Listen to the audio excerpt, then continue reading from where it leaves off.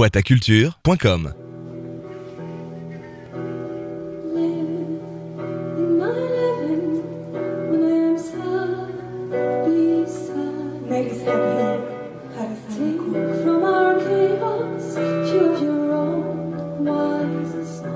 Le spectacle s'appelle Ballade sur la Terre à l'envers, d'après Dylan Thomas, qui est un poète gallois contemporain. C'est un peu comme des tableaux, il y aura une douzaine de tableaux et il y a 9 poèmes qui sont extraits, qui sont soit en anglais, soit en français, que j'ai traduit, et également qui vont être en hindi, qui vont être dits par Jessie, voilà. Et aussi, il y a un hommage à Dylan Thomas, puisqu'il y aura une chanson qui a été faite en gallois également.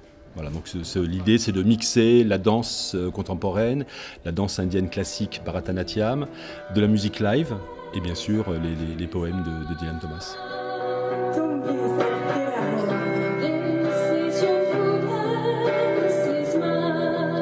Chez Dylan Thomas, la nature était très importante.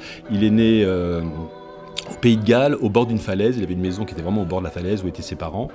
Et la nature, il a été imprégné de nature dans ses premières années. Et c'est quelque chose qui l'inspirait beaucoup dans ses poèmes, parce qu'il a écrit ses poèmes, la majorité de ses poèmes, il les a écrits, il avait 20 ans.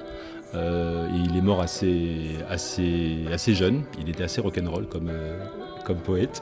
Il est mort aux États-Unis. Et effectivement, la nature était très très importante pour lui. Donc nous, on a voulu rendre hommage aussi à la nature.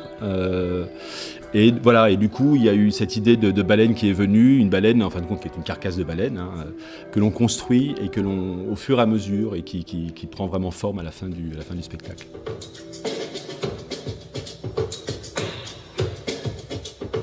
Mes ancêtres, en fait, viennent du Tamil Nadu, la région la plus au sud de l'Inde. Et il y a une quinzaine d'années, j'ai commencé à m'initier à cet art-là, à Thanjavur, qui est vraiment une cité de l'Inde du Sud, auprès d'un maître de danse. Et comme un fait exprès, quand on a commencé la création de cette pièce l'année dernière, je repartais en Inde, mais pas pour aller voir mon maître de danse au bord du Gange, en fait, à Benares. Parce que là où est mon maître de danse, il ne parle pas hindi, en fait. Il parle marathi, enfin, voilà. Premier maître, il parlait tamil, deuxième maître, marathi. Et de fait, quand j'étais au bord du Gange, j'ai alpagué quelques Indiens et je suis tombée sur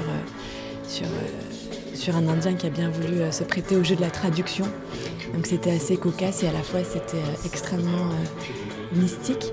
Mais en Inde, il y a toujours cette espèce de confrontation entre le côté espiègle en fait, qu'ils peuvent avoir et cette autodérision et à la fois ce mystère et cette immensité.